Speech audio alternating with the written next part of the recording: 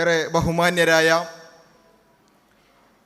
നേതാക്കന്മാരെ, പ്രിയപ്പെട്ട സഹോദരീ സഹോദരന്മാരെ, അസ്സലാമു അലൈക്കും വറഹ്മത്തുള്ളാഹി.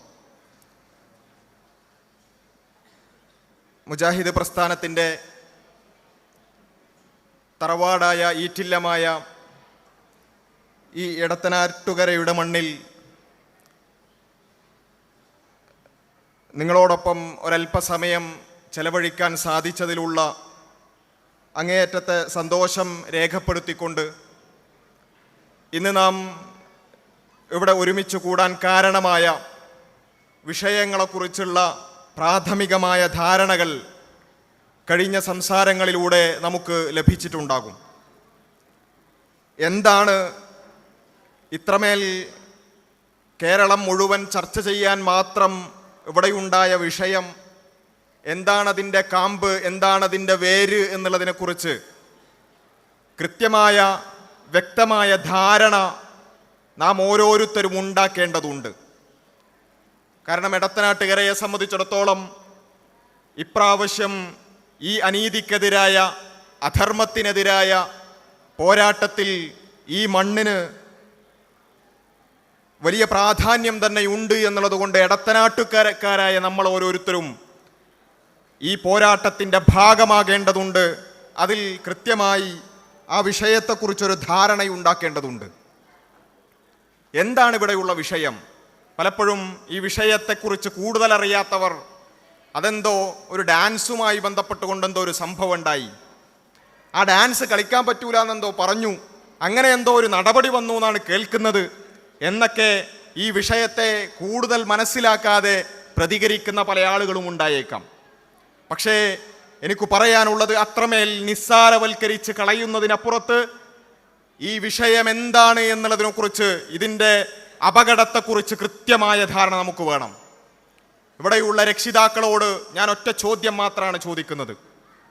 നമ്മൾ ഒരു പക്ഷേ പതിറ്റാണ്ടുകളായിട്ടുണ്ട് ഈ ഭൂമി ലോകത്തേക്ക് കടന്നു വന്നിട്ടുണ്ട്, ഇവിടെ കേരളീയ അന്തരീക്ഷത്തിൽ ജീവിക്കാൻ തുടങ്ങിയിട്ട് ഒരുപാട് കാലമായി. പക്ഷേ ഈ കഴിഞ്ഞ ഏതാനും വർഷങ്ങളായിക്കൊണ്ട് നമ്മുടെ മക്കളുടെ പെരുമാറ്റത്തിൽ, നമ്മുടെ മക്കളുടെ ഇടപെടലുകളിൽ, പുതിയ തലമുറയുടെ കാഴ്ചപ്പാടുകളിൽ എന്തെങ്കിലും വ്യത്യാസം നിങ്ങൾക്ക് തോന്നുന്നുണ്ടോ? നമ്മൾ ഓരോരുത്തരും സ്വന്തമായി ഒന്ന് ആലോചിച്ച് നോക്കുക. ഈ പുതിയ തലമുറയുടെ രീതികളിൽ, അവരുടെ വാക്കുകളിൽ, അവരുടെ പ്രവർത്തികളിൽ, അവരുപയോഗിക്കുന്ന പദപ്രയോഗങ്ങളിൽ എന്തെങ്കിലും തരത്തിലുള്ള വ്യത്യാസങ്ങൾ നമുക്ക് അനുഭവപ്പെടുന്നുണ്ടോ? പലപ്പോഴും അധ്യാപകരും രക്ഷിതാക്കളുമെല്ലാം പരസ്പരം അങ്ങോട്ടും ഇങ്ങോട്ടും പരാതി പറയുകയും പ്രയാസം പങ്കുവെക്കുകയും ചെയ്യാറുണ്ട്. ഇന്നത്തെ തലമുറ തീരെ ശരിയില്ല, അല്ലെങ്കിൽ ഇന്നത്തെ കാലം പണ്ടത്തെ കാലം പോലെയല്ല, ആകെ മാറിയിരിക്കുന്നു, ഒന്നും പറയാൻ പറ്റാത്ത അവസ്ഥയായിരിക്കുന്നു. അധ്യാപകരൊക്കെ പറയും, ഇപ്പൊ കുട്ടികളോട് ഒന്നും പറയാൻ പറ്റാത്ത അവസ്ഥയാണ്. പണ്ടൊക്കെ അധ്യാപകൻ എന്ന് പറഞ്ഞാൽ ക്ലാസ് റൂമിൽ ഫിസിക്സും കെമിസ്ട്രിയും പഠിപ്പിക്കുക മാത്രമല്ല, ഒരു വിദ്യാർത്ഥിയുടെ സമൂലമായ വികസനത്തിൽ, അവൻ്റെ എല്ലാ നിലക്കുമുള്ള പേഴ്സണാലിറ്റിയിൽ വലിയ ഒരു ഭാഗധേയം നിർണയിക്കാൻ അധ്യാപകർക്ക് സാധിച്ചിരുന്നു. ഇന്ന് അതൊന്നും പറ്റാത്ത ഒരവസ്ഥയുണ്ട് എന്ന് പലപ്പോഴും നമ്മൾ അങ്ങോട്ടും ഇങ്ങോട്ടും പറയാറുണ്ട്. എങ്കിൽ നമ്മൾ ഒന്നാമതായി ചോദിക്കേണ്ടത് ഇതെന്തുകൊണ്ട് ഇങ്ങനെയുണ്ടായി എന്നുള്ളതാണ്. ഈ ഒരു വ്യത്യാസം പുതിയ തലമുറയുടെ കാഴ്ചപ്പാടുകളിൽ, അവരുടെ പദപ്രയോഗങ്ങളിൽ, അവരുടെ വാട്സപ്പ് ഗ്രൂപ്പുകളിൽ അവരുപയോഗിക്കുന്ന വാക്കുകളിൽ ഈ വ്യത്യാസമുണ്ടായത് എങ്ങനെയാണ്? അതൊരിക്കലും യാദൃശ്ചികമല്ല എന്നുള്ളതാണ് ഒന്നാമതായി നമ്മൾ മനസ്സിലാക്കേണ്ടത്. എങ്ങനെയോ അങ്ങനെ സംഭവിച്ചു പോകുന്നതല്ല. അങ്ങനെയാണെങ്കിൽ ഒന്നോ രണ്ടോ കുട്ടികൾക്കല്ലേ അത് സംഭവിക്കുക. പക്ഷേ പുതിയ തലമുറയിൽ മൊത്തത്തിൽ തന്നെ അത്തരം വ്യത്യാസം നമ്മൾ കാണുകയാണ്. ഇതൊരു യാദൃശ്ചികമായ കാര്യമല്ല, മറിച്ച് അവരുടെ കാഴ്ചപ്പാടുകളെ, അവരുടെ ലോകവീക്ഷണത്തെ വലിയ രൂപത്തിൽ ബാധിക്കുന്ന ചില ആശയങ്ങൾ അവരിലേക്ക് എങ്ങനെയൊക്കെയോ എത്തിപ്പെടുന്നുണ്ട് എന്നുള്ളതാണ് അതിൻ്റെ ഉത്തരം തേടിയാൽ നാം ചെന്നെത്തുന്ന എൻ പോയിന്റ് എന്ന് പറയുന്നത്. എങ്ങനെയൊക്കെയോ അവർക്ക് ഇത്തരത്തിലുള്ള ആശയങ്ങൾ എത്തിപ്പെടുന്നുണ്ട്. ഞാൻ എൻ്റെ കാര്യം ഞാൻ തീരുമാനിച്ചുകൊള്ളും, അതിൽ വേറെ ആരും ചോദ്യം ചെയ്യാൻ വരേണ്ടതില്ല. ഞാൻ എന്ത് ചെയ്യണമെന്ന്, എന്ത് ചെയ്തുകൂടാ എന്ന് എൻ്റെ ഉപ്പയും ഉമ്മയും എന്നോട് പറയേണ്ടതില്ല. ആരും എന്നോട് ചോദ്യം ചോദിക്കാൻ വരേണ്ടതില്ല. ഞങ്ങൾക്ക് ഇഷ്ടമുള്ളതുപോലെ ഞങ്ങൾ ജീവിക്കും. ഈ വാക്കുകളൊന്നും അറിയാതെ അല്ലെങ്കിൽ യാദൃച്ഛികമായി ഉണ്ടാകുന്നതേയല്ല. കൃത്യമായ ഒരു ആശയം അവരിലേക്ക് എത്തിപ്പെടുന്നതാണ്. എങ്ങനെയാണ് അത് എത്തിപ്പെടുന്നത്? അതാണ് നമ്മുടെ അന്വേഷണത്തിൻ്റെ രണ്ടാമത്തെ ഭാഗം. എങ്ങനെയാണ് ഈ ആശയം എത്തിപ്പെടുന്നത്? അവിടെയാണ് നമ്മൾ ഇവിടെ തലക്കെട്ടിലൊക്കെ കാണുന്ന ലിബറൽ ഫാസിസം എന്നൊക്കെ കേൾക്കുമ്പോൾ ഒരു പക്ഷേ നമുക്കതിനെക്കുറിച്ച് പൂർണ്ണമായ ധാരണ ഉണ്ടായിക്കൊള്ളണമെന്നില്ല. എന്താണ് ഈ ലിബറലിസം എന്ന് പറഞ്ഞാൽ? വളരെ സിമ്പിളായി പറഞ്ഞു തരാം. നമ്മൾ ഒരുപാട് ഇസങ്ങളെക്കുറിച്ചും മതങ്ങളെക്കുറിച്ചൊക്കെ കേട്ടിട്ടുണ്ട് അല്ലേ? ഹിന്ദുമതം, ക്രൈസ്തവ മതം, ബുദ്ധമതം, ഇസ്ലാം മതം എന്നൊക്കെ പറഞ്ഞുകൊണ്ടുള്ള പല മതങ്ങൾ കേട്ടിട്ടുണ്ടല്ലോ. എങ്കിൽ മനസ്സിലാക്കിക്കൊള്ളുക, വളരെ പെട്ടെന്ന് മനസ്സിലാകാൻ, അതുപോലെയുള്ള 21-ാം നൂറ്റാണ്ടിൻ്റെ ഒരു മതമാണ് ലിബറലിസം. 21-ാം നൂറ്റാണ്ടിലെ ഒരു മതമാണ് ലിബറലിസം. ഏതൊരു മതത്തിനും അതിൻ്റെതായ ഒരു ലോകവീക്ഷണം ഉണ്ടാകും, അതിൻ്റെതായ ധാർമ്മികതയുണ്ടാകും, അതിൻ്റെതായ ജീവിത വീക്ഷണം ഉണ്ടാവും. എങ്ങനെ ജീവിക്കണം, എന്ത് രൂപത്തിൽ ജീവിക്കണം എന്നുള്ളതിനൊക്കെ കൃത്യമായ ഒരു ധാരണ എല്ലാ മതത്തിനും അതിൻ്റെതായ രൂപത്തിൽ ഒരു സംസ്കാരമുണ്ടാകും. അതുപോലെ എല്ലാമുള്ള ധാർമ്മികതയെക്കുറിച്ച്, ലോകവീക്ഷണത്തെക്കുറിച്ചൊക്കെ കൃത്യമായ ചില സിദ്ധാന്തങ്ങളുള്ള മറ്റൊരു മതമാണ് ലിബറലിസം എന്ന് പറഞ്ഞാൽ. ആ ലിബറലിസത്തിൻ്റെ ഏറ്റവും വലിയ പ്രത്യേകത എന്താണെന്ന് ചോദിച്ചാൽ ആ മതത്തിൽ ദൈവമില്ല എന്നുള്ളതാണ്. ദൈവമില്ലാത്ത, നിങ്ങൾക്ക് മറ്റുള്ളവരെ ഉപദ്രവിക്കാത്തിടത്തോളം കാലം എന്തും ചെയ്യാമെന്ന ഒരു ധാർമ്മികത പഠിപ്പിക്കുന്ന മറ്റൊരു മതമാണ് ലിബറലിസം. അപ്പം നമ്മൾ മനസ്സിലാക്കുക, അങ്ങനെ ഒരു മതം ഉണ്ടായിക്കോട്ടെ, അതിൽ വിശ്വസിക്കുന്ന ആളുകൾ വിശ്വസിച്ചോട്ടെ, യാതൊരു പ്രശ്നവുമില്ല, നമുക്കൊരു പ്രശ്നമില്ല. ഇവിടെ എന്തൊക്കെ മതക്കാരുണ്ട്, എന്തൊക്കെ തരത്തിൽ വിശ്വാസികളായ ആളുകളുണ്ട്, അതുപോലെ ലിബറൽ വിശ്വാസികളും ഈ ലോകത്തുണ്ടായിക്കോട്ടെ, നമുക്കൊരു പ്രശ്നവുമില്ല. പക്ഷേ വിഷയം കിടക്കുന്നത് എവിടെയാണെന്ന് ചോദിച്ചാൽ ആ മതത്തിൻ്റെ ആദർശങ്ങൾ പൊതുവിദ്യാലയങ്ങളിലൂടെ പഠിപ്പിക്കാൻ തുടങ്ങിയാൽ എങ്ങനെ ഉണ്ടാകും? എന്നാലോചിച്ച് നോക്കുക. ഇവിടെയുള്ള പൊതുവിദ്യാലയങ്ങളിലൂടെ ഹിന്ദുവും മുസ്ലിമും ക്രൈസ്തവനും എല്ലാം അവരവൻ്റെ മക്കളെ വളരെ സ്വസ്ഥതയോടുകൂടി പറഞ്ഞയക്കുന്ന പൊതുവിദ്യാലയത്തിൽ നാളെ മുതൽ കുരിശുമാല ധരിച്ച് വരണമെന്ന് പറഞ്ഞാൽ എങ്ങനെ ഉണ്ടാവും? അത് ശരിയാവുമോ? നമ്മൾ പറയാം അത് ശരിയല്ല, അത് ശരിയല്ല. കാരണം എല്ലാവരുടെയും മക്കൾ വരുന്നതല്ല. അപ്പോൾ അവിടെ ഒരു മതത്തിൻ്റെ കാര്യം മാത്രം അടിച്ചേൽപ്പിക്കുന്നത് ശരിയല്ല നമ്മൾ പറയും. നാളെ മുതൽ സർക്കാർ വിദ്യാലയങ്ങൾ ഖുർആൻ ഓതിക്കൊണ്ട് തുടങ്ങണം എന്ന് പറഞ്ഞാൽ മുസ്ലിങ്ങളായ നമ്മൾ പോലും പറയൂലേ അത് ശരിയല്ല, കാരണം അവിടെ ഹിന്ദുക്കളും ക്രൈസ്തവരും എല്ലാവരും വരുന്നതല്ലേ, അതിലൊന്നും താല്പര്യമില്ലാത്തവരുണ്ടാവൂലേ, അതുകൊണ്ട് ഖുർആൻ പാരായണം നിർബന്ധാക്കുക എന്ന് പറയുന്നൊന്നും ശരിയല്ല എന്ന് നമ്മൾ പറയും അല്ലേ? ഇങ്ങനെ ഏതു മതത്തിൻ്റെ ആചാരങ്ങളും അതിൻ്റെ വിശ്വാസങ്ങളും പൊതുവിദ്യാലയത്തിലൂടെ കൊണ്ടുവരിക എന്ന് പറയുന്നത് ഒരു പ്രശ്നമാണ്. നമുക്കെല്ലാവർക്കും മനസ്സിലാവുന്ന ഒരു കാര്യമാണ്. എങ്കിൽ അറിഞ്ഞുകൊള്ളുക, നമ്മൾ പൊതുവെ അത്തരം കാര്യങ്ങൾ വിദ്യാലയങ്ങളിൽ നിന്നും മാറ്റിവെക്കാറുണ്ട്. പക്ഷേ പൊതുവിദ്യാലയങ്ങളിൽ നിന്നും അതൊക്കെ മാറ്റിവെക്കുന്നുണ്ടെങ്കിലും ഈ ലിബറൽ മതത്തിൻ്റെ ആശയങ്ങളും ആ ലിബറൽ മതത്തിൻ്റെ സിദ്ധാന്തങ്ങളും അതിൻ്റെ ലോകവീക്ഷണവും വളരെ സമർത്ഥമായി കഴിഞ്ഞ കുറച്ച് കാലമായി നമ്മുടെ പൊതുവിദ്യാലയങ്ങളിലൂടെ പഠിപ്പിച്ചു കൊണ്ടിരിക്കുകയാണ്.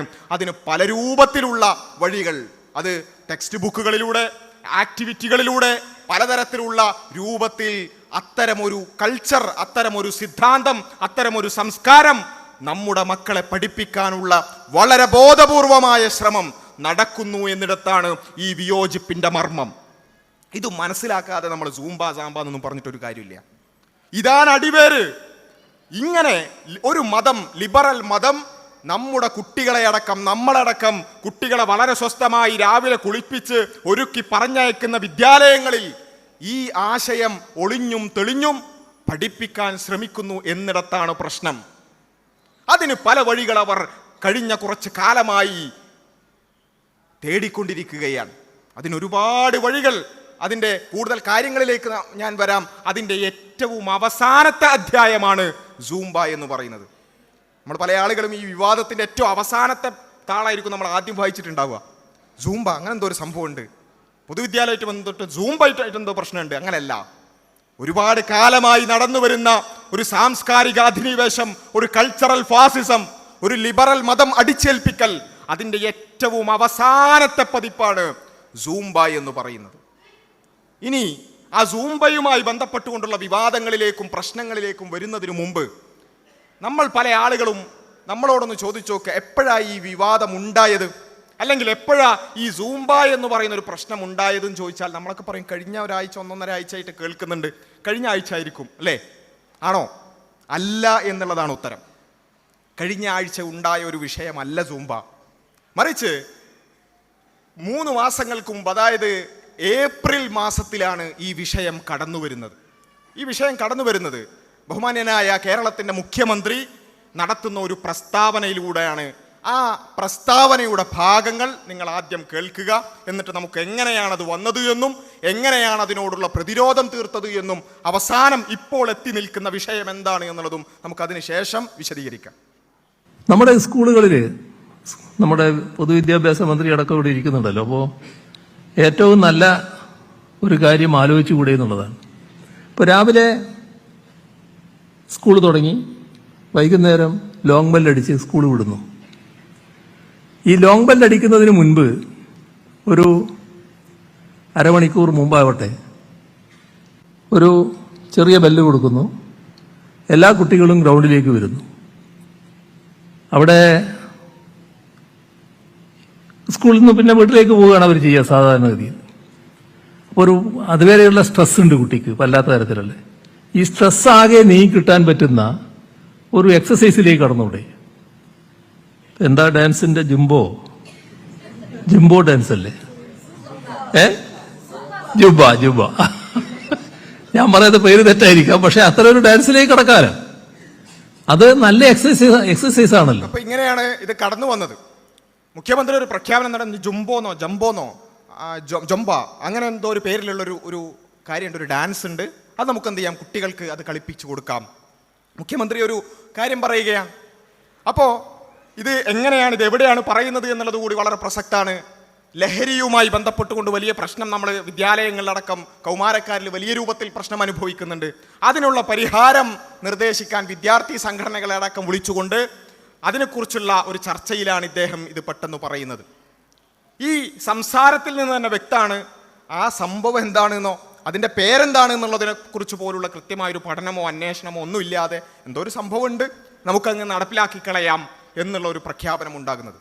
ഇവിടെ നമ്മൾ മനസ്സിലാക്കേണ്ടത് ഇതിനോടുള്ള പ്രതികരണം തുടങ്ങുന്നത് അന്ന് മുതൽ തന്നെയാണ്. കാരണം നമുക്കറിയാം, ഈ ലഹരി എന്ന് പറയുന്നത് നമുക്കെല്ലാവർക്കും പാർട്ടി ഭേദമന്യേ, മതഭേദമന്യേ, ജാതിഭേദമന്യേ എല്ലാവർക്കും ഒരുപോലെ എതിർക്കണമെന്ന കാര്യത്തിൽ ആർക്കും സംശയമില്ലാത്തൊരു കാര്യമാണ് കുട്ടികളിൽ ഉണ്ടാകുന്ന ലഹരി എന്ന് പറയുന്നത്. അതിനെങ്ങനെ പ്രതിരോധിക്കണം, അവിടെയാണ് വിഷയം.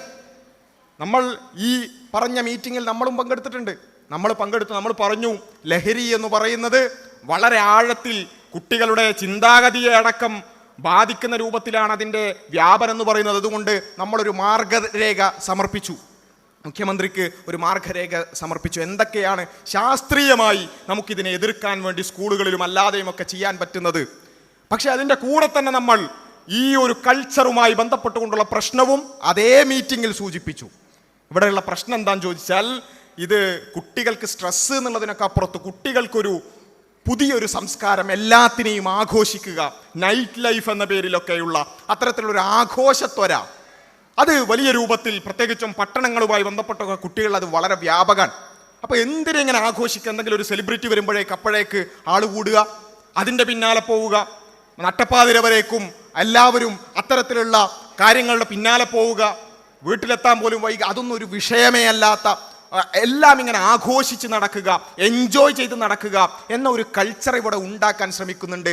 ആ ആഘോഷ കൾച്ചറിൻ്റെ, സെലിബ്രേഷൻ കൾച്ചറിൻ്റെ തുടർച്ചയായിട്ടാണ് പലപ്പോഴും ലഹരിയൊക്കെ വരിക. DJ പാർട്ടിയൊക്കെ പലപ്പോഴും ഒരു ലഹരിക്കുള്ള ഒരു പ്രോണായ ഒരു സിറ്റുവേഷൻ ഉണ്ടാക്കുന്നതൊക്കെ നമുക്കറിയാം. അതുപോലെ തന്നെ നൈറ്റ് ലൈഫ്, ഇങ്ങനെയുള്ള വിഷയങ്ങളൊക്കെ നമ്മൾ ഗൗരവത്തോടു കൂടി കാണേണ്ടതുണ്ട് എന്ന് ഇതേ മീറ്റിങ്ങിൽ അപ്പോൾ തന്നെ നമ്മൾ എന്ത് ചെയ്തിട്ടുണ്ട്, അതിനോടുള്ള കാര്യം, അതിനോടുള്ള വിയോജിപ്പുകൾ നമ്മൾ സമർപ്പിച്ചിട്ടുണ്ട്. അതിൻ്റെ ചെറിയൊരു ഭാഗം നിങ്ങൾ കേട്ടോളൂ. 2 കാര്യങ്ങൾ ശ്രദ്ധിക്കേണ്ടത് പലപ്പോഴും നമ്മൾ ചർച്ചയിൽ വരാത്തത്. ഒന്ന്, കുട്ടികൾക്ക് ഇത്തരം കാര്യങ്ങൾ തുടങ്ങുമ്പോഴുള്ള അതിലുള്ള സാഹചര്യങ്ങളാണ്. അതിന് പ്രധാനമായിട്ടും കാരണമാവുന്നത് ഇന്ന് LP സ്കൂളിൽ പോലും കണ്ടുവരുന്ന ഒരു ആഘോഷ ത്വരയാണ്. എന്നുണ്ടെങ്കിലും പല ഇവന്റ് മാനേജ്മെന്റ് ടീമുകൾക്ക് അവിടുത്തെ വാർഷികാഘോഷങ്ങൾ പോലും പിന്നെ കൊടുക്കുന്നൊരവസ്ഥ, DJ പാർട്ടികൾ വർദ്ധിച്ചു വരികയാണ്. ചെറിയ സ്കൂളിൽ പോലും അത് വലിയ മാതൃക കാണാൻ കഴിയും. അത് എത്രത്തോളം ചിലപ്പോൾ പിന്നെ ഏറ്റവും വിദേശത്തുള്ള അത്യാധുനികമായ അത്തരം DJ മ്യൂസിക് ബാൻഡുകളൊക്കെ കേരളത്തിലേക്ക് വരാൻ താല്പര്യം കാണിക്കൂ എന്നുള്ളത് അതിലൊരു പിന്നെ കുട്ടികളുടെ സ്വാധീനം എത്രത്തോളം മനസ്സിലാക്കാൻ കഴിയണം. അതുപോലെ തന്നെ രണ്ടാമതൊരു കാര്യം, പിന്നെ നമ്മൾ ഒഴിവാക്കേണ്ട ഒരു കാര്യം നൈറ്റ് ലൈഫാണ്. പലപ്പോഴും ഇത്തരം തിന്മകൾ കുട്ടികൾ തുടങ്ങുന്നത് ആരും കാണാത്ത ഇരുളിന്റെ മറവിലോ മറ്റോ ഒക്കെ ആയിരിക്കും. അവിടെയുള്ള അത്തരം സാഹചര്യങ്ങൾ പൊതുവെ ഇന്ന് വർദ്ധിച്ചു വരുന്നുണ്ട്. പ്രത്യേകിച്ച് നമ്മുടെ ഒരു മാനവീയം വീഥി അല്ലെങ്കിൽ മറൈൻ ഡ്രൈവ് പോലത്തെ സ്ഥലങ്ങളിലൊക്കെ നൈറ്റ് ലൈഫ് ആസ്വദിക്കാൻ വേണ്ടി ചെറിയ പ്രായത്തിലെ കുട്ടികൾ പോലും വീട്ടിൽ നിന്ന് ഇറങ്ങുന്ന ഒരു സാഹചര്യം കാണാൻ കഴിയും. അതും ഒഴിവാക്കാൻ നമുക്ക് അത്തരം പദ്ധതികൾ ആവിഷ്കരിക്കാൻ സാധിക്കും. അപ്പോൾ അവിടെ വെച്ച് തന്നെ അതിനോടുള്ള വിയോജിപ്പുകൾ, അത്തരത്തിലൊരു കൾച്ചർ, അതല്ല യഥാർത്ഥത്തിൽ കുട്ടികൾക്ക് ലഹരി ഇല്ലാതാക്കാൻ വേണ്ടത്. മറിച്ച് കൃത്യമായി ശാസ്ത്രീയമായി അതിനുള്ള ഒരുപാട് വഴികളുണ്ട്, അതിലേക്ക് തേടുകയാണ് വേണ്ടത് എന്നുള്ള കാര്യം അന്ന് തന്നെ നമ്മൾ എന്ത് ചെയ്തിട്ടുണ്ട്. ബഹുമാന്യനായ വിസ്ഡം സ്റ്റുഡൻസിൻ്റെ സംസ്ഥാന vice president doctor Shahabas K Abbas ആണ് അവിടെ മുഖ്യമന്ത്രി ഇരുന്ന വേദിയിൽ തന്നെ അതിനോടുള്ള വിയോജിപ്പുകൾ രേഖപ്പെടുത്തിയിട്ടുള്ളത്. അപ്പോൾ അന്ന് തൊട്ട് തന്നെ നമ്മൾ ഇതിനോടുള്ള വിയോജിപ്പ് തുടങ്ങിയിട്ടുണ്ട്. എപ്പോഴാണോ ഇത് അവതരിപ്പിക്കപ്പെട്ടത് അന്ന് തൊട്ട് 3 മാസങ്ങൾക്ക് മുമ്പേ ഇതിനോടുള്ള വിയോജിപ്പുകൾ നമ്മൾ തുടങ്ങിയിട്ടുണ്ട്. പക്ഷേ പിന്നെ നമ്മൾ എന്താ കാണുന്നത്? മുഖ്യമന്ത്രി അങ്ങനെ പ്രഖ്യാപിച്ചു, ജുംബോനോ അങ്ങനെ എന്തോ ഒരു പേരിലുള്ള ഒരു ഡാൻസ് വരാൻ പോകുന്നുണ്ട് എന്ന് പ്രഖ്യാപിച്ചു. പക്ഷെ നമ്മൾ വിചാരിക്കെന്താ, ആയിക്കോട്ടെ, ഒരു പൊതുവിദ്യാലയത്തിൽ ഒരു കാര്യം ഇംപ്ലിമെന്റ് ചെയ്യാന്നൊക്കെ പറയും, അതിനെക്കുറിച്ച് കൂടുതൽ പഠിക്കുകയും മനസ്സിലാക്കുകയും കൂടുതൽ ചർച്ചകൾ നടത്തുകയും ജനകീയ ചർച്ചകൾ നടത്തി PTA മീറ്റിങ്ങുകൾ കൂടി രക്ഷിതാക്കളോട് അന്വേഷിച്ച്, അധ്യാപകരോട് അന്വേഷിച്ച്, വിദ്യാർത്ഥി സംഘടനകളോട് അന്വേഷിച്ച് ഇങ്ങനെയൊക്കെയാണ് ഇത് വരിക എന്നാണല്ലോ നമ്മൾ വിചാരിക്കുക. കാരണം എല്ലാ കാര്യങ്ങളും അങ്ങനെയാണ് വരാറുള്ളത്. പക്ഷേ സംഭവിച്ചെന്താന്ന് ചോദിച്ചാൽ വെരി നെക്സ്റ്റ് ഡേ, തൊട്ടടുത്ത ദിവസം വിദ്യാഭ്യാസ മന്ത്രിയുടെ ഒരു പ്രഖ്യാപനം ഉണ്ടാകുന്നു. വിദ്യാലയങ്ങളിൽ സൂംബ പരിശീലനം ഉണ്ടാകും, സൂംബ കളിപ്പിക്കും. എന്നുവെച്ചാൽ മുഖ്യമന്ത്രി ഒരു കാര്യം പറയുന്നു, തൊട്ടടുത്ത ദിവസം അത് നടപ്പിലാക്കുന്നു എന്ന പ്രഖ്യാപനം വരുന്നു. അവിടെയാണ് നമ്മൾ ഇതുമായി ബന്ധപ്പെട്ടുകൊണ്ട് ഇങ്ങനൊരു വിഷയം വരികയാണ്. ആദ്യമായി നമ്മൾ ഇങ്ങനൊരു സംഭവം കേൾക്കുകയാണ്, സൂംബ എന്ന് പറഞ്ഞൊരു സംഭവം. അപ്പോൾ തന്നെ എടുത്തുചാടുകയല്ല, മറിച്ച് അതിനെക്കുറിച്ച് പഠിക്കാൻ ശ്രമിക്കുകയാണ്. എന്താണ് ഈ സംഭവം, എന്താണ് ഈ കാര്യം എന്നുള്ളത് പഠിക്കാൻ ശ്രമിക്കുമ്പോൾ നമുക്ക് മനസ്സിലാവുകയാണ്, ഒരു ലാറ്റിൻ അമേരിക്കൻ പോപ്പ് കൾച്ചറുമായി ബന്ധപ്പെട്ടുകൊണ്ട് ഉരുത്തിരിഞ്ഞു വന്നിട്ടുള്ള ഒരു പ്രത്യേകമായ ഒരു ഡാൻസ് രീതിയാണ് സൂംബ എന്ന് പറയുന്നത്. അതിന് അതിൻ്റെതായ ചില എലമെന്റുകളുണ്ട്. കൃത്യമായൊരു വെബ്സൈറ്റ് അടക്കമുള്ള ആഗോളതലത്തിൽ യൂണിഫോമായി നടക്കുന്ന ഒരു കാര്യമാണ് സൂംബ എന്ന് പറയുന്നത്. അപ്പം നമ്മൾ അതിനെക്കുറിച്ച് പഠിച്ചു. അതിനോടുള്ള സാംസ്കാരികമായി ഞങ്ങൾക്കതിനോട്, അത് കളിക്കുന്നതിനോട്, അത്തരമൊരു സംസ്കാരത്തിലേക്ക് ഞങ്ങളുടെ കുട്ടികളെ അയക്കുന്നതിനോട് കൃത്യമായ ചില വിയോജിപ്പുകൾ ഉണ്ട് എന്ന് അന്നു മുതൽ, കൃത്യമായി പറയുകയാണെങ്കിൽ 2025 ഏപ്രിൽ 29 വിസ്ഡം ഇസ്ലാമിക് ഓർഗനൈസേഷൻ്റെ ഇത്തരത്തിലുള്ള സമകാലിക വിഷയങ്ങൾ കൈകാര്യം ചെയ്യുന്ന സ്പോട്ട്ലൈറ്റ് എന്ന പേരിലുള്ള പ്രോഗ്രാം, ഡയലോഗ് TV എന്ന് പറയുന്ന യൂട്യൂബ് ചാനലിൽ നമ്മൾ എല്ലാ തിങ്കളാഴ്ചകളിലും അത്തരമൊരു പ്രോഗ്രാം സംഘടിപ്പിക്കാറുണ്ട്. ആ പ്രോഗ്രാമിൽ ബഹുമാന്യനായ TK അഷ്റഫ് തന്നെ ഈ വിഷയം കൈകാര്യം ചെയ്യുകയും ഇങ്ങനെ ഒരു സംഭവം വരുന്നു എന്ന വാർത്ത വന്നിട്ടുണ്ട്. സൂംബ സ്കൂളുകളിലേക്ക് എന്ന വാർത്തകൾ വരാൻ തുടങ്ങിയിട്ടുണ്ട്. ഈ വിഷയം ഇന്നതാണ്. ഇതിൻ്റെ ചില കാര്യങ്ങളോട് നമുക്ക് വിയോജിപ്പുണ്ട്. അതിൻ്റെ സംഗീതം അത് കുറച്ചുകൂടി എക്സ്പ്ലിസിറ്റായ സെക്ഷൽ കണ്ടന്റുകൾ അടങ്ങുന്ന സംഗീതമാണ്. അതിനോട് ഞങ്ങൾക്ക് വിയോജിപ്പുകളുണ്ട്. അതിൻ്റെ വെബ്സൈറ്റുകളിൽ പോയാൽ കാണാൻ സാധിക്കുന്ന വസ്ത്രധാരണം, അതിനോട് നമുക്ക് വിയോജിപ്പുണ്ട്. ഇങ്ങനെയുള്ള അതിനോടുള്ള വിയോജിപ്പുകൾ കൃത്യമായി എണ്ണി അവിടെ വിശദീകരിക്കുകയായിരുന്നു. മാത്രമല്ല, നമ്മൾ ഏറ്റവും പ്രധാനമായിട്ടും നേരത്തെ പറഞ്ഞതുപോലെ ലഹരിയിൽ നിന്നും കുട്ടികളെ രക്ഷിക്കാൻ ഒരിക്കലും വേറൊരു സെലിബ്രേഷൻ കൊടുക്കലല്ല.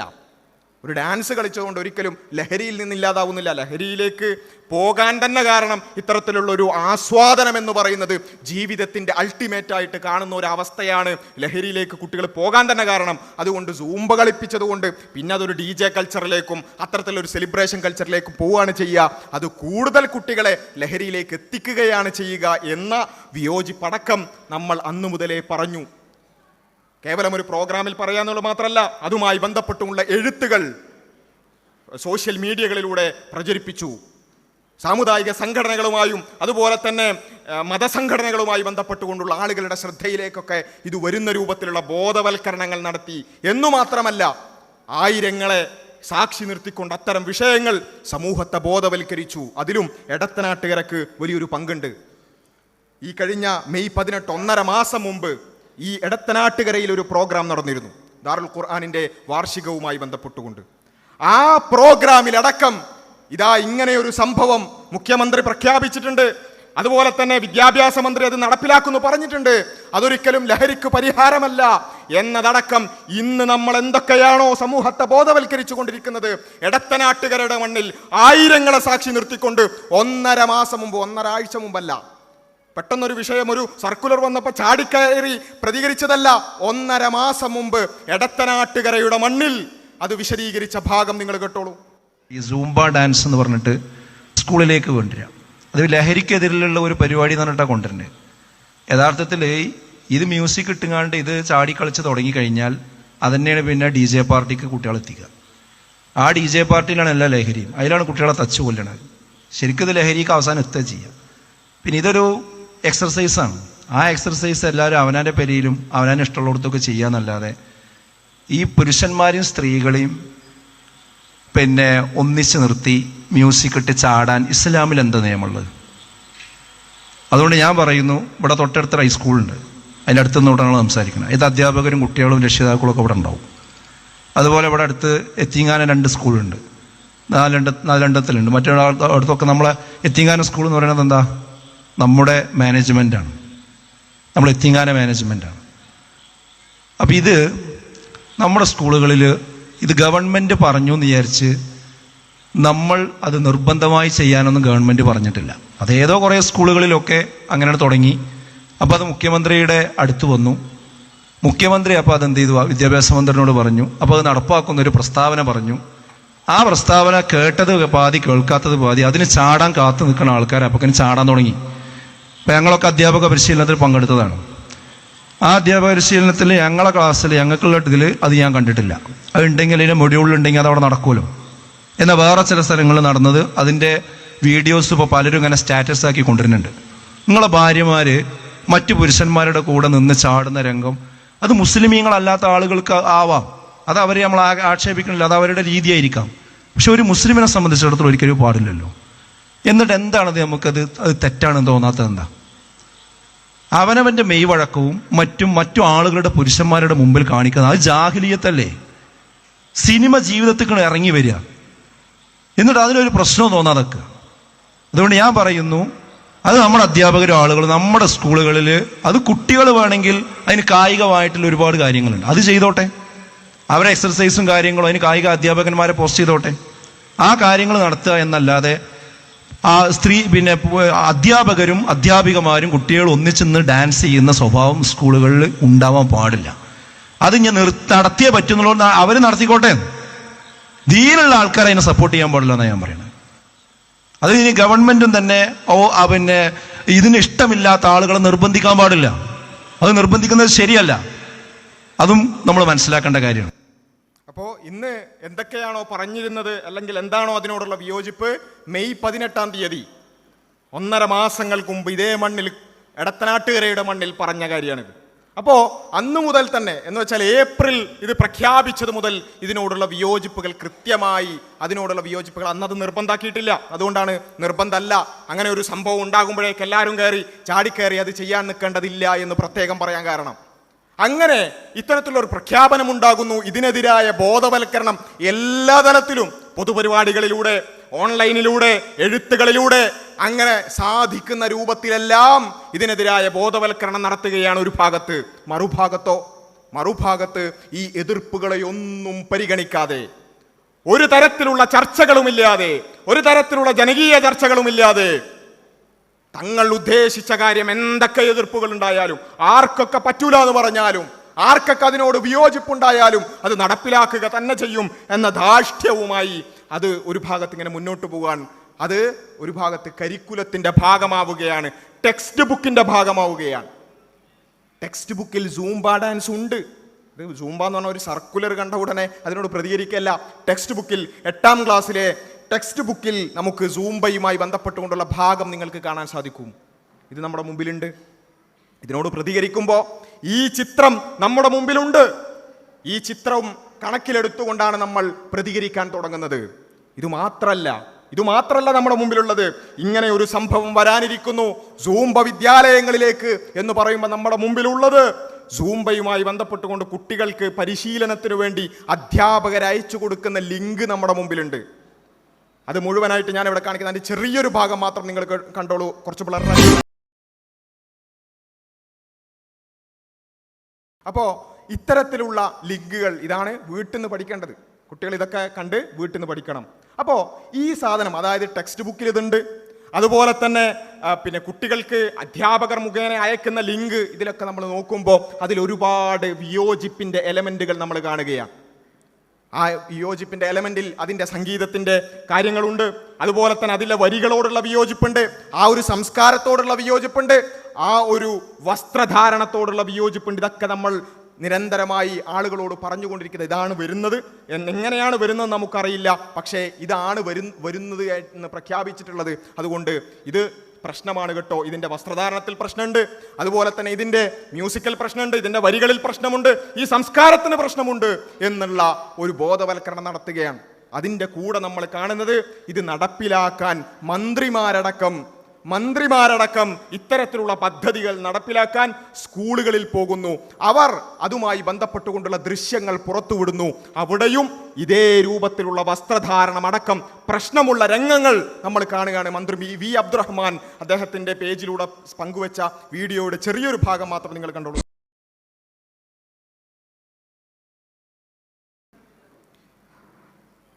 അപ്പോൾ ഇതാണ് അവിടെ അദ്ദേഹം പങ്കുവച്ചിട്ടുള്ള ദൃശ്യങ്ങൾ. അതിലും വസ്ത്രധാരണം ഒരു പ്രശ്നമുണ്ട്.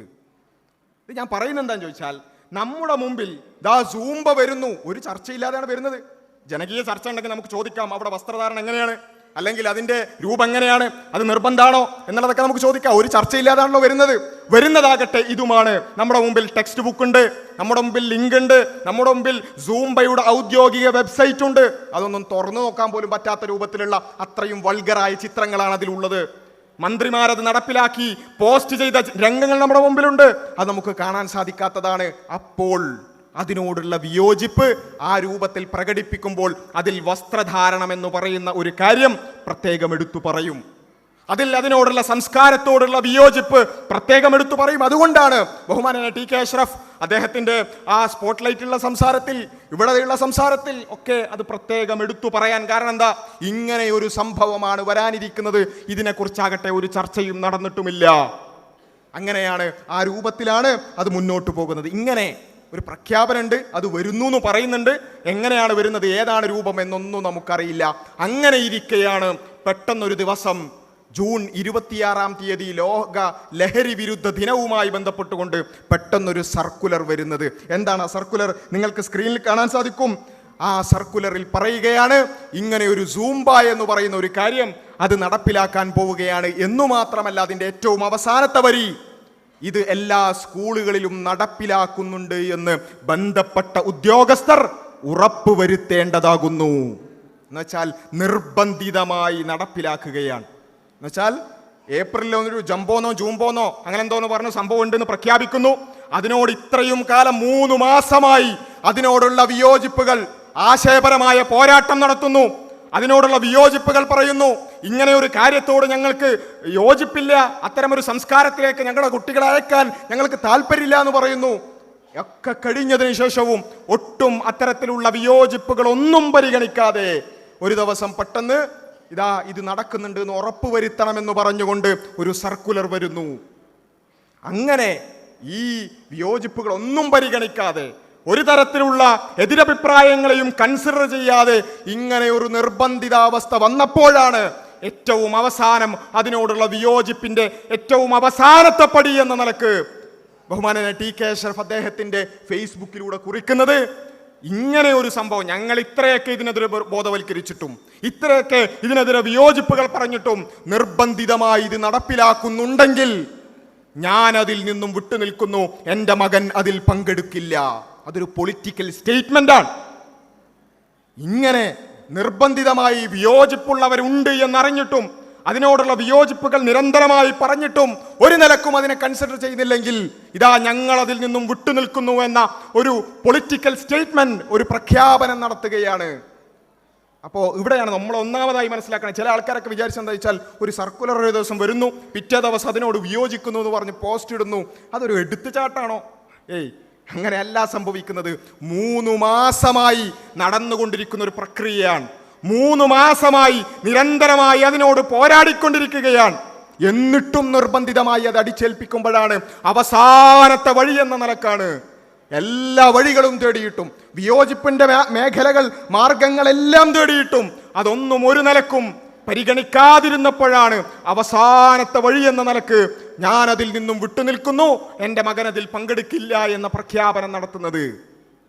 അതുകൊണ്ട് നാം മനസ്സിലാക്കേണ്ടതുണ്ട്, ഈ വിഷയം നമ്മൾ എത്ര പേർ ഇങ്ങനെ ഒരു സംഭവം നടന്നതിനെ കുറിച്ച് നമ്മൾ അറിഞ്ഞിട്ടുണ്ട്. രക്ഷിതാക്കൾ എന്ന നിലക്ക് നമ്മുടെ കുട്ടികൾ അവർ പോയി പഠിക്കുന്ന കലാലയങ്ങളിൽ നടപ്പിലാക്കിക്കൊണ്ടിരിക്കുന്ന പരിഷ്കാരങ്ങളെ കുറിച്ചാണ് ഈ പറഞ്ഞുകൊണ്ടിരിക്കുന്നത്. എന്നാലും ചില ആളുകൾക്കൊരു സംശയമാണ്, എന്നാലും അത് നിർബന്ധം തന്നെയാണോ? നിർബന്ധമാണെന്നൊക്കെ പറഞ്ഞിട്ട് ഉറപ്പുവരുത്തണം എന്ന് പറഞ്ഞാലും അത്ര തൃപ്തിയാവില്ലെങ്കിൽ നിങ്ങൾക്ക് സ്ക്രീനിൽ കാണാൻ സാധിക്കും മന്ത്രി ശിവൻകുട്ടിയുടെ അദ്ദേഹത്തിൻ്റെ ഫേസ്ബുക്ക് പോസ്റ്റ്. മന്ത്രി ശിവൻകുട്ടി പറയുന്നത് സ്കൂളിൽ നടക്കുന്നത് ലഘുവ്യായാമമാണ്, സൂംബയെക്കുറിച്ചാണ് പറയുന്നത്. ഈ വസ്ത്രവുമായി ബന്ധപ്പെട്ടുകൊണ്ടൊക്കെ വിയോജിപ്പുകൾ പറഞ്ഞപ്പോൾ സ്കൂളിൽ കുട്ടികളിൽ യൂണിഫോമിലാണ് അത് ചെയ്യുന്നത്. RTE പ്രകാരം, റൈറ്റ് ടു എഡ്യൂക്കേഷൻ പ്രകാരം സർക്കാർ നിർദ്ദേശിക്കുന്ന പഠന പ്രക്രിയകൾക്ക് കുട്ടികൾ നിർബന്ധമായും പങ്കെടുക്കണം. എന്നുവെച്ചാൽ ഈ സൂംബ എന്ന് പറയുന്നത് പഠന പ്രക്രിയയുടെ ഭാഗമായി RTEയുടെ ഭാഗമായിട്ടാണ് നടപ്പിലാക്കുന്നത്. അതുകൊണ്ട് കുട്ടികൾ നിർബന്ധമായും പങ്കെടുക്കണം. ഇതാണ് തിട്ടൂരം. രക്ഷിതാവിന് അതിൽ ചോയ്സ് ഇല്ല. ഇനി ആർക്കും സംശയമുണ്ടോ? നിർബന്ധിതമായി എല്ലാവരും പങ്കെടുക്കണമെന്നും രക്ഷിതാക്കൾക്ക് അതിൽ ചോയ്സ് ഇല്ല എന്നും തന്നെയാണ് പ്രഖ്യാപിക്കപ്പെട്ടിട്ടുള്ളത്. അപ്പൊ അവിടെയാണ് ഇങ്ങനെ നിർബന്ധിതാവസ്ഥയിൽ ഒരു വിഭാഗത്തിന് സാംസ്കാരികമായി മതപരമായ വിയോജിപ്പുകൾ ഉണ്ടെങ്കിലും നിർബന്ധിതമായി അടിച്ചേൽപ്പിച്ചുകൊണ്ട് ഒരു കാര്യം ചെയ്യാൻ പറ്റില്ല എന്ന ഒരു സമരപ്രഖ്യാപനം, ഒരു വിയോജിപ്പ് നമ്മൾ രേഖപ്പെടുത്തുന്നത്. തീർച്ചയായും പിന്നെ അതിന് ശേഷം വലിയ രൂപത്തിലുള്ള വിയോജിപ്പുകൾ സമുദായത്തിൻ്റെ അകത്തു നിന്നും പുറത്തു നിന്നും വന്നപ്പോൾ പിന്നെ അത് അടിച്ചേൽപ്പിക്കൂല എന്നൊക്കെയുള്ള കുറച്ച് പ്രസ്താവനകളൊക്കെ വന്നിട്ടുണ്ട്. ശരി തന്നെയാണ്. പക്ഷേ അത് ഈ പോരാട്ടത്തിൻ്റെ ഒരു തരത്തിലുള്ളൊരു വിജയം കൂടിയാണ്, യാതൊരു സംശയമില്ല. പക്ഷേ ഈ രൂപത്തിലാണ് അത് വന്നിട്ടുള്ളത് എന്നുള്ളത് നമ്മൾ മനസ്സിലാക്കേണ്ടതുണ്ട്. അവിടെ രണ്ട് സംശയങ്ങൾ. ഒന്ന്, നിർബന്ധിച്ചിട്ടുണ്ട്. രണ്ടാമത്തത്, അല്പവസ്ത്രത്തിലാണോ കളിക്കുന്നത്? അല്ലേ, വേറെ ചില ആളുകളാണ് അങ്ങനെ അല്പവസ്ത്രം എന്നൊക്കെ പറയേണ്ടിയിരുന്നോ? നമ്മൾ ചെയ്യേണ്ടത് ബഹുമാനായ TK അഷ്റഫിന് ആ പോസ്റ്റ് എടുത്തിട്ട് നമ്മളൊന്ന് വായിച്ചു നോക്കണം. TK അഷ്റഫ് എന്താ പറഞ്ഞത്? വിദ്യാലയങ്ങളിൽ കുട്ടികൾ ഇതാ ഇപ്പോൾ അല്പവസ്ത്രത്തിൽ ഡാൻസ് കളിച്ചുകൊണ്ടിരിക്കുന്നു എന്നാണോ? അല്ല, ഇത് നടപ്പിലാക്കുന്നതിന് മുമ്പാണ് അദ്ദേഹം അതിനോടുള്ള വിയോജിപ്പ് പറഞ്ഞ് പോസ്റ്റ് ചെയ്തിട്ടുള്ളത്. അതിൽ അദ്ദേഹം പറയുന്നത് അത്തരമൊരു സംസ്കാരത്തിലേക്ക് പറഞ്ഞയക്കാൻ ഞാൻ ഇഷ്ടപ്പെടുന്നില്ല എന്നാണ്. അതായത് ഗുണമേന്മയുള്ള വിദ്യാഭ്യാസം നേടാനാണ് ഞാൻ എൻ്റെ കുട്ടികളെ പൊതുവിദ്യാലയത്തിലേക്ക് അയക്കുന്നത്, അല്ലാതെ അല്പവസ്ത്രത്തിൽ തുള്ളുന്ന, മ്യൂസിക്കിൻ്റെ താളത്തിൽ തുള്ളുന്ന ഒരു സംസ്കാരത്തിലേക്കല്ല. എന്ന് വെച്ചാൽ ആ സംസ്കാരത്തോടാണ് വിയോജിപ്പ് പറഞ്ഞിട്ടുള്ളത്, അല്ലാതെ ഓൾറെഡി ഇവിടെ അല്പവസ്ത്രത്തിൽ കുട്ടികൾ തുള്ളുന്നുണ്ട് എന്നൊന്നും ആ വരികളിൽ എവിടെയുമില്ല. കാരണം നമ്മുടെ മുമ്പിലുള്ളത് ടെക്സ്റ്റ് ബുക്കാണ്, അതിൽ വസ്ത്രധാരണം പ്രശ്നമാണ്. നമ്മുടെ മുമ്പിലുള്ളത് അയച്ചു കൊടുത്ത ലിങ്കാണ്, അതിൽ വസ്ത്രധാരണം പ്രശ്നമുണ്ട്. നമ്മുടെ മുമ്പിലുള്ളത് മന്ത്രി അബ്ദുറഹ്മാനെ പോലെയുള്ള ആളുകൾ പോസ്റ്റ് ചെയ്ത വീഡിയോകളാണ്, അതിൽ ഈ സംസ്കാരവും വസ്ത്രധാരണവും പ്രശ്നമുണ്ട്. അവിടെയാണ് ഇങ്ങനെ ഒരു സംഭവം നടപ്പിലാക്കുന്നതിനോട്, അത്തരമൊരു സംസ്കാരത്തിലേക്ക് ഞങ്ങളുടെ മക്കളെ പറഞ്ഞയക്കാൻ താല്പര്യമില്ല എന്ന് പറയുന്നത്. അപ്പോൾ ഇത് വളരെ കൃത്യമായി നമ്മൾ മനസ്സിലാക്കേണ്ടതുണ്ട്. ഇങ്ങനെയാണ് ഈ വിയോജിപ്പ് വന്നിട്ടുള്ളത്. ഈ വിയോജിപ്പ് വന്നു, അത് കൃത്യമായി ശക്തമായി കൊണ്ട് തന്നെ അത്തരത്തിൽ ഒരു കാര്യത്തോട് ഞങ്ങൾക്ക് യോജിപ്പില്ലെന്നും അത്തരമൊരു സംസ്കാരത്തിലേക്ക് പറഞ്ഞയക്കാൻ ഞങ്ങൾക്ക് താല്പര്യമില്ലെന്നും പറഞ്ഞു. പിന്നെ എന്താണ് സംഭവിച്ചത് എന്നുള്ളത് നമ്മളെല്ലാവരും കണ്ടതാണ്, അല്ലേ? മാധ്യമങ്ങളിലൂടെ, സോഷ്യൽ മീഡിയകളിലൂടെ അതിനെതിരെ ഏതൊക്കെ തരത്തിലാണ് പല ആളുകളും പ്രതികരിച്ചത് എന്ന് നമ്മൾ കണ്ടതാണ്. ചില ആളുകൾ ഇങ്ങനെ ഒന്ന് സംഭവം പറയുമ്പോഴേക്ക് താലിബാനികളാക്കുകയാണ്. ഒന്ന് ആലോചിച്ച് നോക്കണം. സർക്കാർ ഒരു കാര്യം ചർച്ചകൾ പോലുമില്ലാതെ, ജനകീയ ചർച്ചകളില്ലാതെ, PTA മീറ്റിംഗ് വിളിക്കാതെ, അതുപോലെ തന്നെ രക്ഷിതാക്കളോട് അഭിപ്രായം ചോദിക്കാതെ, അധ്യാപകരോട് അഭിപ്രായം ചോദിക്കാതെ അങ്ങ് നടപ്പിലാക്കുക. എന്നിട്ട് അതിനോട് യോജിപ്പില്ല, ഞങ്ങൾ വിട്ടുനിൽക്കുന്നു, അല്ലെങ്കിൽ അതിനോട് താല്പര്യമില്ല എന്ന് പറയുന്നവരോട് നിങ്ങൾ താലിബാനികളാണ്, നിങ്ങൾ തീവ്രവാദികളാണ് എന്ന തിട്ടൂരമാണ്. നമ്മൾ മനസ്സിലാക്കേണ്ടത് അത്തരം ചില ഏതെങ്കിലും ചാപ്പയടികൾ കൊണ്ട് ഇനി അങ്ങോട്ട് ഇവിടെയുള്ള വിശ്വാസികളെ അവരുടെ വിശ്വാസത്തിൽ അടിയുറച്ചു നിൽക്കുന്നതിൽ നിന്നും പിന്തിരിക്കാമെന്ന് ആരെങ്കിലും സ്വപ്നം കാണുന്നുണ്ടെങ്കിൽ ആ വിചാരം അല്ലെങ്കിൽ ആ കലം ആ അടുപ്പത്ത് അങ്ങോട്ട് മാറ്റിവെച്ചേക്കെന്ന് മാത്രമേ പറയാനുള്ളൂ.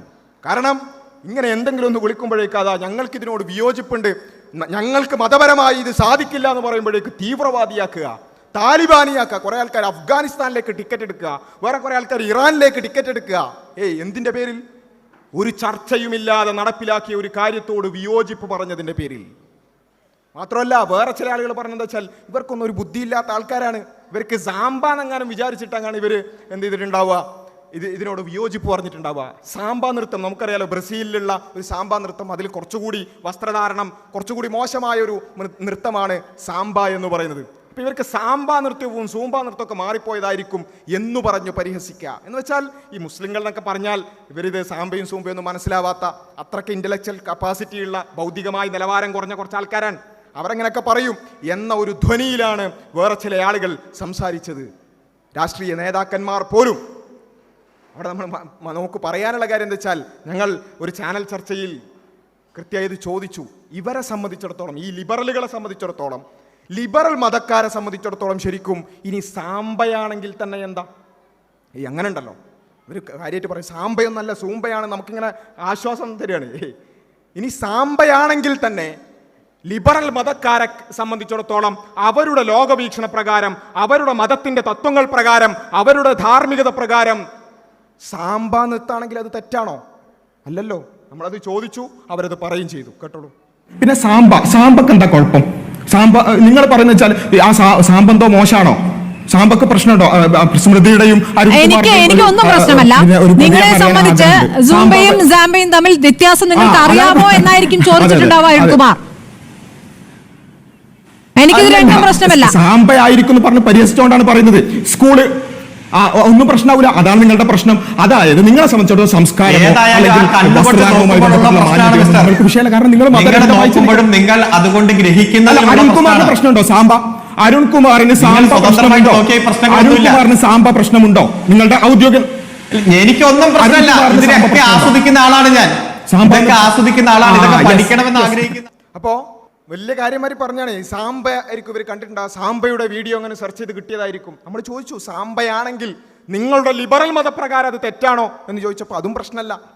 എന്ന് വെച്ചാൽ ഇവരെ സംബന്ധിച്ചിടത്തോളം സാമ്പയാണെങ്കിലും സൂമ്പയാണെങ്കിലും അതിലും വൃത്തികെട്ട വല്ല നൃത്തങ്ങളും ഉണ്ടെങ്കിൽ, നൃത്തരൂപം ഉണ്ടെങ്കിൽ അതും ഇവർക്ക് പ്രശ്നമല്ല. കാരണം എന്താ? ഇവരുടെ ധാർമ്മികത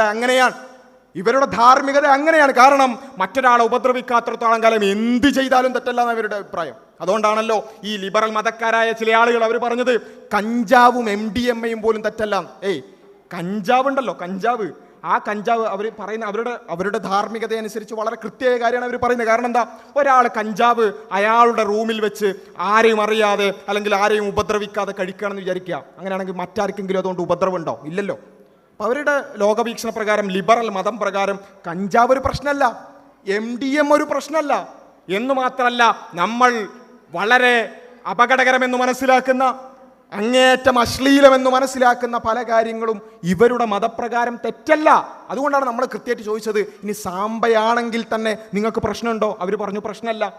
ഇനി നിങ്ങളൊന്ന് ആലോചിച്ച് നോക്കുക, ഇനി നാളെ മറ്റന്നാൾ ഈ ലിബറൽ മതക്കാർ നമ്മുടെ സ്കൂളുകളിലേക്ക് സാമ്പ കൊണ്ടുവന്നു എന്ന് വിചാരിക്കുക, സാമ്പാ നൃത്തം കൊണ്ടുവന്നു എന്ന് വിചാരിക്കുക.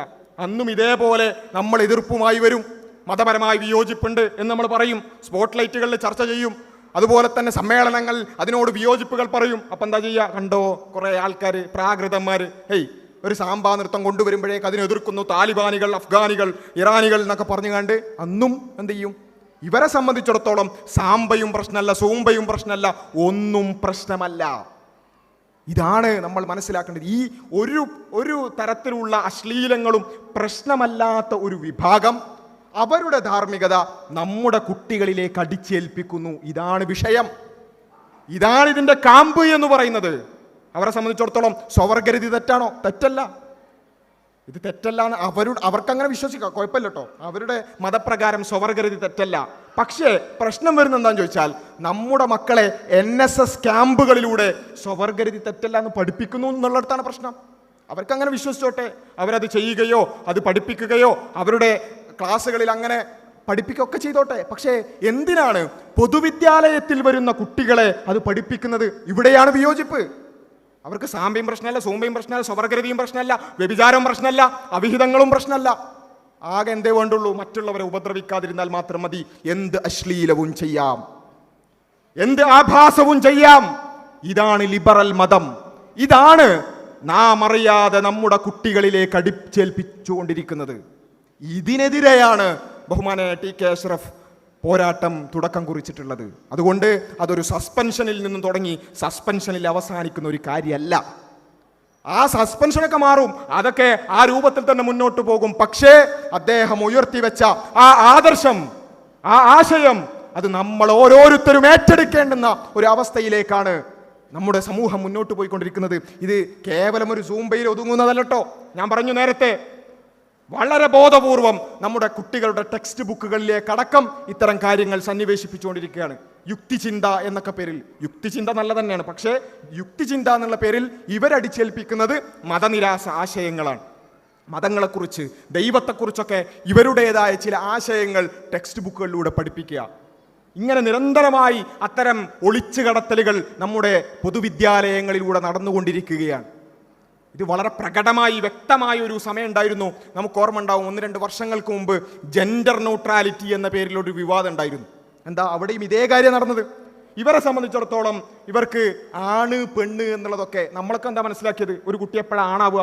നമ്മളൊന്ന് വളരെ സിമ്പിളായ നമ്മുടെ യുക്തിയിൽ, യുക്തിയൊന്നും വേണ്ട, നമ്മൾ മനുഷ്യരായി ഇവിടെ ജീവിക്കണ്ടല്ലോ, ഒരു മനുഷ്യൻ എന്ന നിലക്ക് നമ്മളൊന്ന് ചിന്തിച്ച് നോക്കുക, എപ്പോഴാണ് ഒരു കുട്ടി ആണാവുക? നമ്മളെന്താ പറയല്ലേ, ഒരു ലേബർ റൂമിൽ നിന്ന് നേഴ്സ് പുറത്ത് വരും, എന്നിട്ട് പറയും congratulations, you have A baby boy, ഒരു ആൺകുട്ടി ജനിച്ചിട്ടുണ്ട്, നമ്മുടെ കയ്യിലേക്ക് തരും, നമ്മൾ ഉമ്മ കൊടുക്കും, അല്ലേ?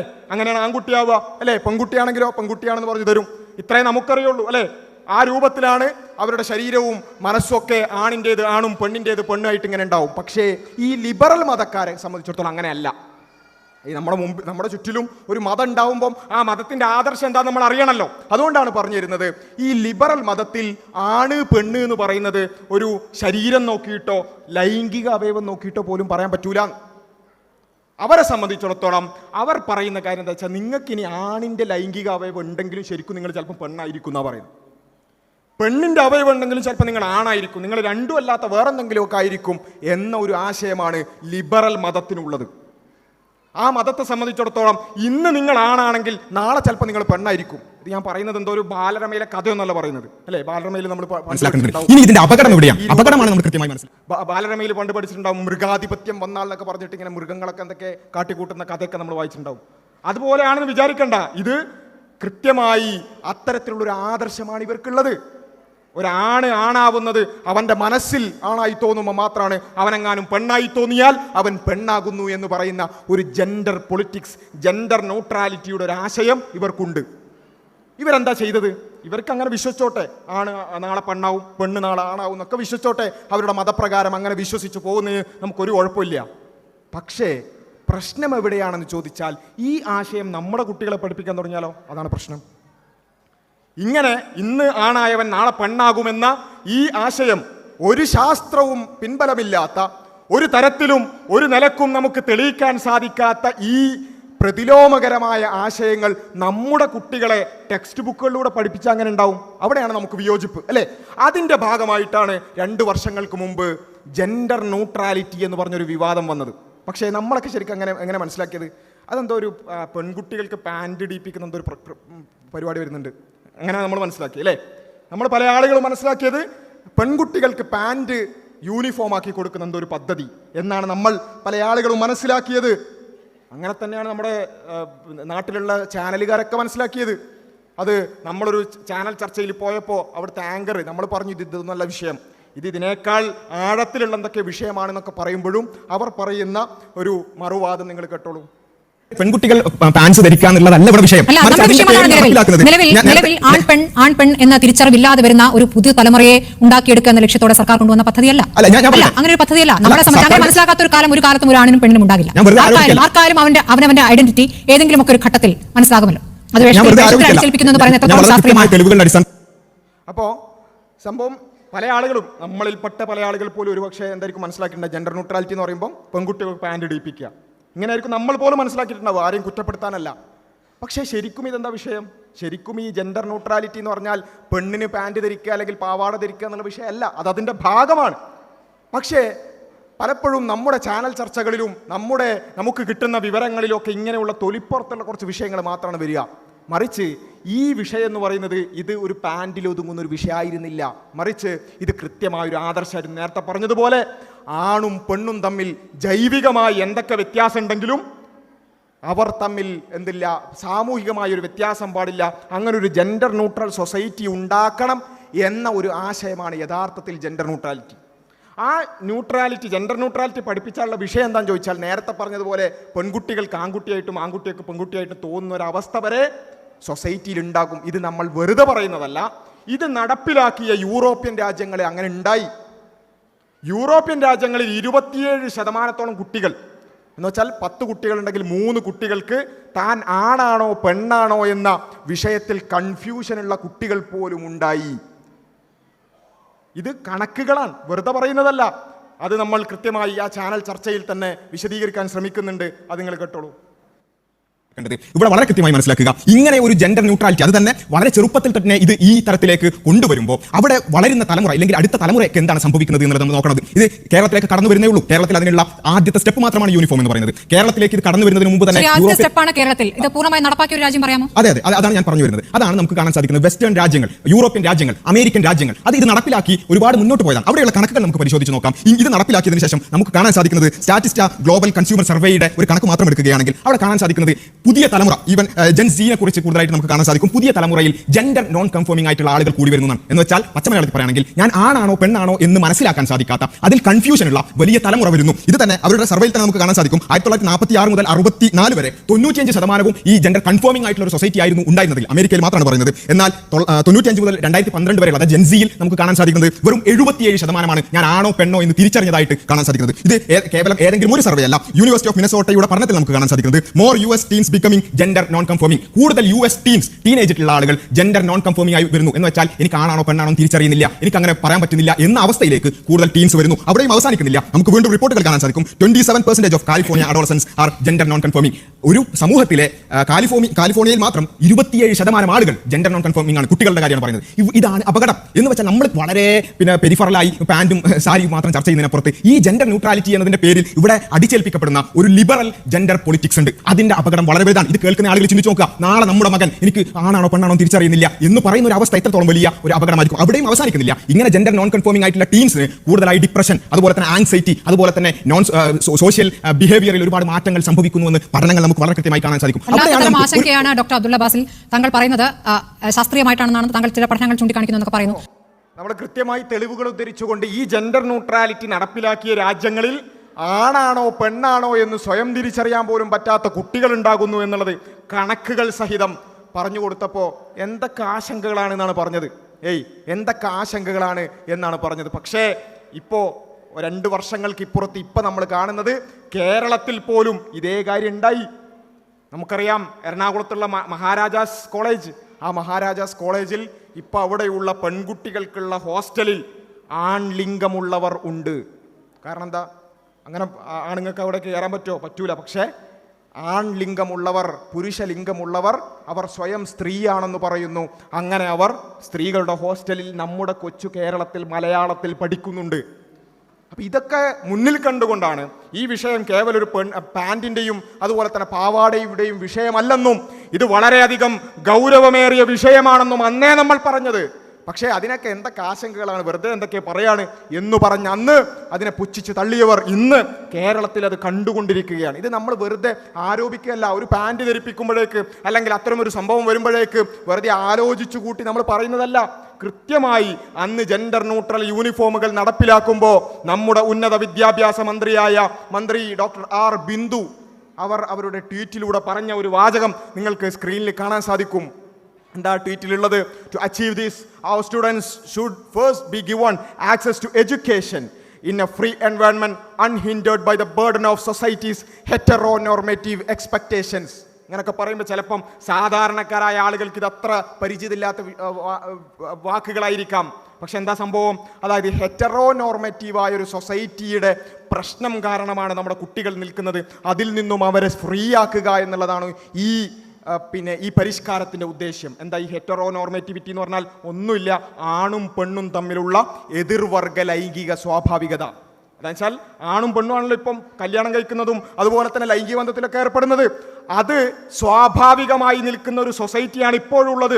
അത് തകർക്കണമെന്ന് നമ്മൾ ആരോപിക്കുകയല്ല, കൃത്യമായി എഴുതി വെച്ചിരിക്കുകയാണ്. ഹെറ്ററോനോർമേറ്റീവായ ഒരു സൊസൈറ്റി, അതിൻ്റെ ബേർഡൻസ് ഇല്ലാതാക്കലാണ് ഉദ്ദേശ്യം.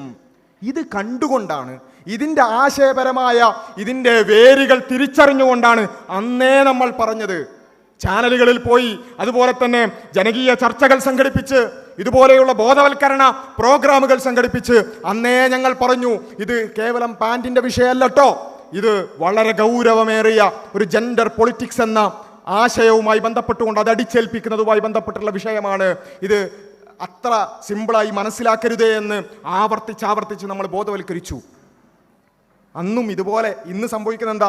ഇന്ന് ഈ സൂംബ വിഷയവും ഇത്തരത്തിലുള്ള ലിബറൽ ഫാസിസൊക്കെ നമ്മൾ പറയുമ്പോൾ കുറച്ച് ആൾക്കാരുണ്ട് അത് അല്പവസ്ത്രം അല്ലെ, കൂടിക്കലരൽ എന്നൊക്കെ പറഞ്ഞുള്ള കുറച്ച് ടേമുകളിൽ കുറച്ച് വാക്കുകളിൽ ഇങ്ങനെ കുടുങ്ങിക്കളിക്കുന്ന ആൾക്കാരുണ്ട്. അന്നും അങ്ങനെ തന്നെ ആയിരുന്നു.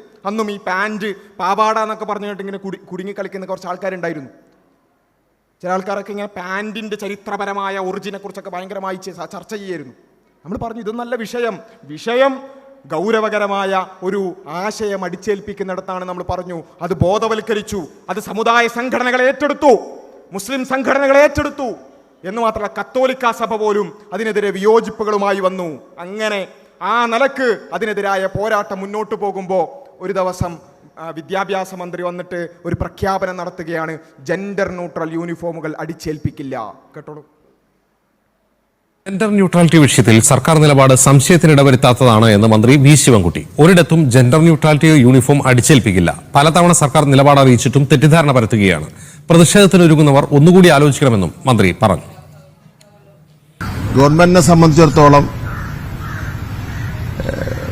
ജെൻഡർ യൂണിഫോം അത് ഒരു നിലയിലും ഒരു വിദ്യാലയങ്ങളിലും അടിച്ചേൽപ്പിക്കുന്നതിന് വേണ്ടി ഉദ്ദേശിക്കുന്നില്ല. കേരളത്തിലെ അപ്പോൾ അടിച്ചേൽപ്പിക്കൂല, നമുക്ക് എല്ലാവർക്കും സമാധാനമായി അല്ലേ? എതിർപ്പ് പറഞ്ഞ സാമുദായിക സംഘടനകൾക്കും മതസംഘടനകൾക്കും എല്ലാവർക്കും സമാധാനമായി. അടിച്ചേൽപ്പിക്കൂല എന്ന് പറഞ്ഞല്ലോ, നമ്മളുടെ സമരമൊക്കെ നിർത്തിവെച്ച് നമുക്ക് പോകാം അല്ലേ? ഇപ്പോൾ നമ്മൾ സസ്പെൻഷൻ ഓർഡർ പിൻവലിച്ചു എന്ന് പറയുമ്പോൾ നമുക്ക് നിർത്താം എന്ന് പറയുന്നത് അല്ല, അങ്ങനെയല്ല.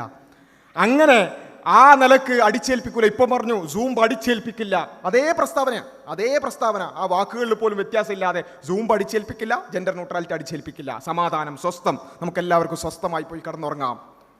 അങ്ങനെ പല ആളുകളും അങ്ങനെ വിചാരിച്ചു. പക്ഷെ നമ്മൾ പറഞ്ഞു ഇല്ല, അവസാനിപ്പിക്കാറായിട്ടില്ല. കാരണം ഇവർ ഇത്തരത്തിലുള്ള പ്രസ്താവനകൾ നടത്തും, പക്ഷേ ഇപ്പോഴും നമ്മുടെ കരിക്കുലത്തിൽ അതുണ്ട്, കരിക്കുലം ഫ്രെയിംവർക്കിൽ അതുണ്ട് എന്ന് നമ്മൾ ആവർത്തിച്ചു പറഞ്ഞു. അതിനോടുള്ള വിയോജിപ്പുകൾ നിരന്തരമായി നമ്മൾ പറഞ്ഞുകൊണ്ടേയിരുന്നു. പക്ഷേ ഈ സൂംബ വിഷയത്തിൽ സംഭവിച്ചതുപോലെ തന്നെ ജെൻഡർ ന്യൂട്രാലിറ്റി വിഷയത്തിലും എന്താ സംഭവിച്ചത്? ഇങ്ങനെ വിയോജിപ്പുകൾ പറഞ്ഞു. നമ്മുടെ നാട്ടിലൊക്കെ ജനകീയ ചർച്ചകൾ നടന്നിട്ടുണ്ടാവും, പല ആളുകളും അതിൽ പങ്കെടുത്തിട്ടുണ്ടാവും, വിയോജിപ്പുകൾ പറഞ്ഞിട്ടുണ്ടാവും. പക്ഷേ അതിനെയൊക്കെ കാറ്റിൽ പറത്തിക്കൊണ്ട് അതൊന്നും ഒട്ടും പരിഗണിക്കാതെ നിങ്ങൾ ഇന്ന് രാത്രി നിങ്ങളുടെ വീട്ടിലേക്ക് പോവുക, നിങ്ങളുടെ കുട്ടികൾ പഠിക്കുന്ന 9ാം ക്ലാസ്സിലെ സാമൂഹ്യശാസ്ത്ര ടെക്സ്റ്റ് ബുക്ക് എടുത്ത് നോക്കുക, അതിൽ ഇങ്ങനെ ഒരു ചാപ്റ്റർ കാണാൻ സാധിക്കും. എന്താ? Towards A gender neutral society. അതിൻ്റെ ഏറ്റവും പ്രധാനപ്പെട്ട കുറച്ച് ഭാഗങ്ങൾ മാത്രം ഞാനിവിടെ കാണിച്ചിരിക്കുകയാണ്. ഒരു ചാപ്റ്റർ മുഴുവനായിട്ട്, ഒരു പാഠഭാഗം മുഴുവനായിട്ട് നമ്മുടെ കുട്ടികൾ, ഇപ്പോൾ ഞാൻ നേരത്തെ പറഞ്ഞ അപകടകരമായ ആശയമുണ്ടല്ലോ, അതിപ്പോൾ നമ്മുടെ കുട്ടികൾ പൊതുവിദ്യാലയങ്ങളിലൂടെ പഠിച്ചുകൊണ്ടിരിക്കുന്നു. അതിൽ പറയുന്ന ഏറ്റവും അവസാനത്തുള്ള നിങ്ങൾ വായിച്ചാൽ മനസ്സിലാകും, ആർജിത പദവി, ആരോപിത പദവിയും ആർജിത പദവിയും എന്ന് പറഞ്ഞുകൊണ്ട് കുട്ടികളെ പഠിപ്പിക്കുക. എന്താ അറിയോ?